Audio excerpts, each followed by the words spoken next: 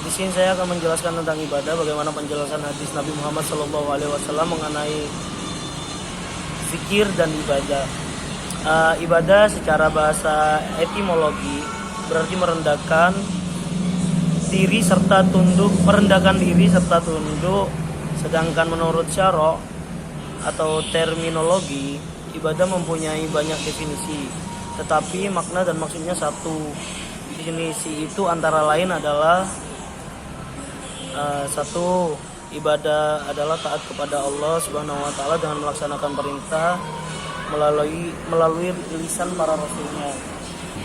Dua, ibadah adalah merendahkan diri kepada Allah, yaitu tingkatan tunduk yang paling tinggi disertai dengan rasa mahabbah atau kecintaan yang paling tinggi. Tiga, ibadah adalah sebutan yang mencakup seluruh apa yang dicintai oleh Allah dan diridhoi olehnya, baik berupa ucapan atau perbuatan, yang zahir maupun batin. Yang ketiga, ini adalah definisi yang paling lengkap. Ibadah terbagi menjadi ibadah hati, lisan dan anggota badan.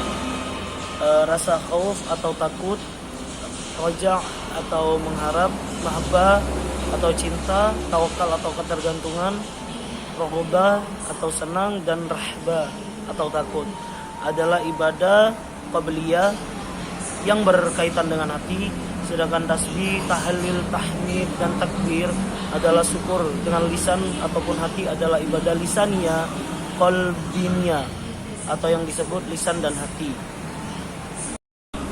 Sedangkan sholat, zakat, haji, dan jihad adalah ibadah badaniyah qalbiyah atau fisik dan hati. Serta masih banyak lagi macam-macam ibadah yang berkaitan dengan amalan hati, lisan, dan badan.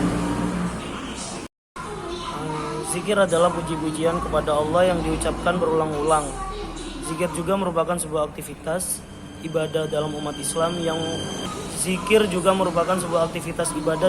Islam untuk mengingat Allah, diantaranya dengan menyebut dan memuji nama Allah. Dan zikir adalah salah satu kewajiban yang tercantum dalam Al-Quran.